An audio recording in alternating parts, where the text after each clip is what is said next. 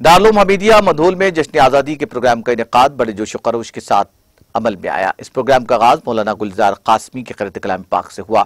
बादशाह मुफ्ती मोहम्मद रईसुद्दीन कासमी ने अपने कुलीदी खिताब में तहरीक आज़ादी उलमा देवबंद के नाक़ाबिल फरामोश कुर्बानियों का तज़किरा करते हुए कहा कि दारुल देवबंद के क़ियाम के बुनियादी मक़ासिद में से एक अहम तरीन मकसद आज़ादी हिंद के लिए मुजाहिदीन तैयार करना था।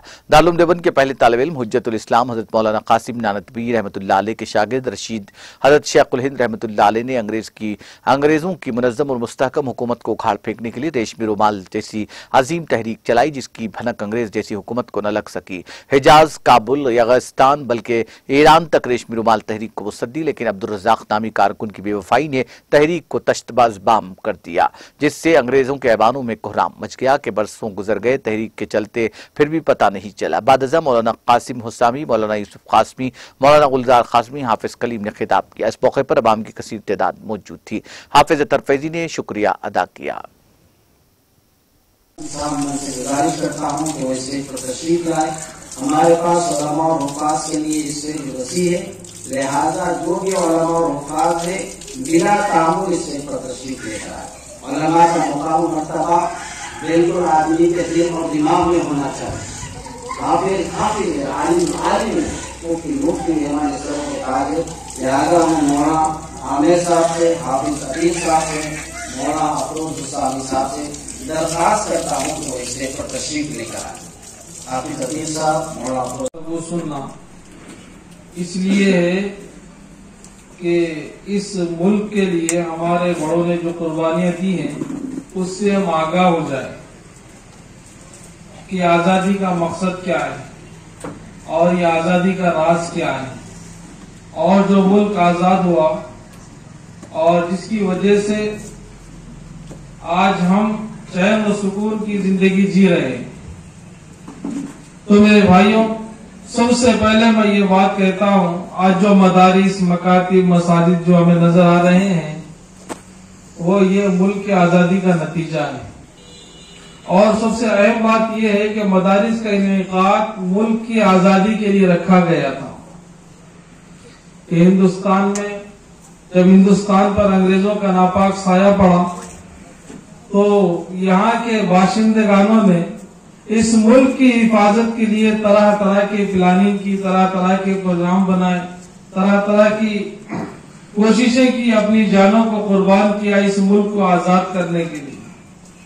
तो ये जो मदारिस है इसका मकसद ये है, जो पहले भी इस मुल्क की हिफाजत के लिए था और आइंदा भी इस मुल्क की हिफाजत के लिए।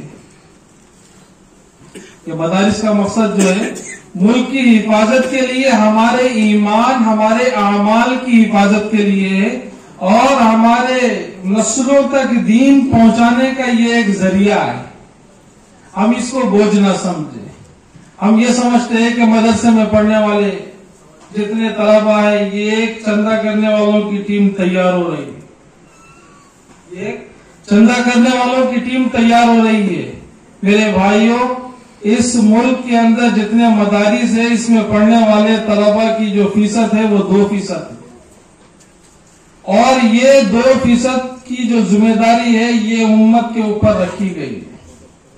अब मेरा एक सवाल है, हमारे मुल्क की हुकूमत जो है, हमारे मुल्क का जो कानून है, हमारे गली के लीडर से लेके दिल्ली तक, और चाहे पुलिस वाले हो, टीचर हो, जो भी हो, जिन लोगों को तनख्वाहें दी जाती है वो हम लोगों से जबरन वसूल करके, टैक्स के नाम पर वसूल करके उन्हें तनख्वाह दी जाती है। हम उसे चंदा नहीं कहते, वो सबसे बड़ा चंदा है। लेकिन ये जो हम मदारिस के अंदर देते हैं ये हमारे ईमान, हमारे आमाल और हमारी नस्लों तक दीन पहुंचाने का ये एक जरिया मदारिस होते हैं। तो इन मदारिस के अंदर जो बच्चों को तालीम दी जाती है वो यही तालीम दी जाती है कि वो आइंदा हमारे नस्लों की हिफाजत करने वाले बन जाए। तो ये मदारिस बहुत एक अहम चीज है। जैसा इस मुल्क की हिफाजत मदारिस की इनेकाद पर की गई थी, आइंदा भी इस मुल्क की हिफाजत अगर किसी चीज से हो सकती है तो वो मदारिस के जरिए हो सकती है। इसके अलावा मदारिस के जरिए मुल्क की हिफाजत नहीं हो सकती। اور میں مدارس والوں سے، تمام مدارس والوں سے گزارش کرتا ہوں کہ ہم باشندگان ہند سے، ہمارے ملک کے اندر جتنی اقوام رہتی ہے، جتنی قومیں رہتی ہے، ان تک ہم اس بات کو پہنچائیں کہ اس ملک کے لیے مسلمانوں نے کیا کیا قربانیاں دی۔ ہمارا مفتی صاحب سے، مولانا سے اور دیگر علماء سے سنتے ہیں کہ ہزاروں علماء کو تخت دار پر لٹکا دیا گیا۔ دلی کی چاندنی چوک سے لے کر خیبر تک کوئی ایسا درخت خالی نہیں تھا جس کے اوپر علماء کی گردنیں نہ لٹکی ہوئی ہو۔ ایسی قربانیاں، ٹیپو سلطان کی قربانی سنائی جاتی ہے، بہت سے علماء کی قربانیوں کو بیان کیا جاتا ہے۔ میرے بھائیوں، اب ضرورت اس بات کی ہے کہ ہم ان مدارس کے طلباء کو ہر زبان سکھایا جائے، خصوصاً ہمارے اس وطن کی جو مادری زبان ہے، جیسے کہ ہمارا تلنگانہ ہے، تلنگانہ کی جو مادری زبان ہے تیلگو ہے، تیلگو کے اندر بچوں کو تقریریں دی جائے، ان کو سمجھانے کا اور ان کو بولنے کی صلاحیت ان کے اندر پیدا کی جائے، تاکہ ملک کی عوام تک یہ بات پہنچ جائے کہ اس ملک کی حفاظت کے لیے کسی نے اگر قربانی دی ہے تو سب سے زیادہ قربانی دینے والے وہ مسلمان ہیں۔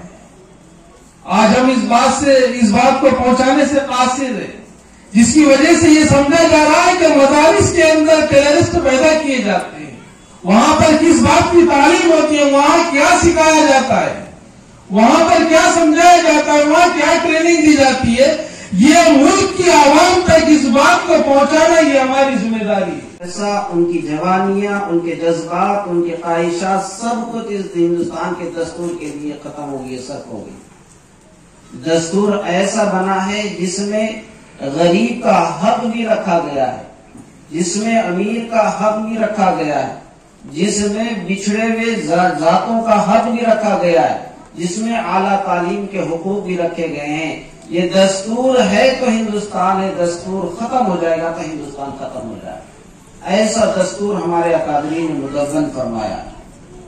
مثال کے طور پر دستور کی ایک شکل ہے، ایک دفعہ ہے، ایک آرٹیکل ہے، جسے آرٹیکل 14 کہتے ہیں، یعنی دفعہ نمبر 14 جسے کہتے ہیں۔ اس کے اندر لکھا ہوا ہے کہ ہندوستان کا ہر شہری برابر ہے، کلکٹر بھی برابر ہے، کھیت میں کام کرنے والا بھی برابر ہے، روڈ پر مزدوری کرنے والا بھی برابر ہے، اس میں کوئی فرق نہیں ہے۔ شہری ہونے کی حیثیت سے جو کلکٹر کے ووٹ کی اہمیت ہے وہ مزدور کے ووٹ کی اہمیت ہے، جو کلکٹر کے ووٹ کی اہمیت ہے کھیت میں کام کرنے والے کسان کے ووٹ کی اہمیت ہے، جو کلکٹر کے شہری حقوق ہے وہی حقوق بھیک مانگنے والے ایک سڑک پر بھکاری کی بھی وہی حیثیت۔ یہ حیثیت، یہ مقام اور یہ جو طاقت اور قوت مساوات کی ملی ہے، یہ دستور میں ہمارے بزرگوں نے شامل فرمائی ہے،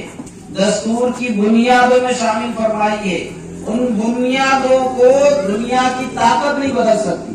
پارلیمنٹ میں پورے 400 کے 400 پارلیمنٹ ممبر آف پارلیمنٹ بھی آ گئے تو ان حقوق کو نہیں بدل سکتی۔ ہمارے بزرگوں نے ایسی مضبوط کوشش کی ہے، ایسی مضبوط کوشش کی ہے۔ تو یہ جو دستور ملا ہے کن بنیادوں پر ملا ہے؟ ہمارے اکابرین کی قربانیوں پر ملا ہے۔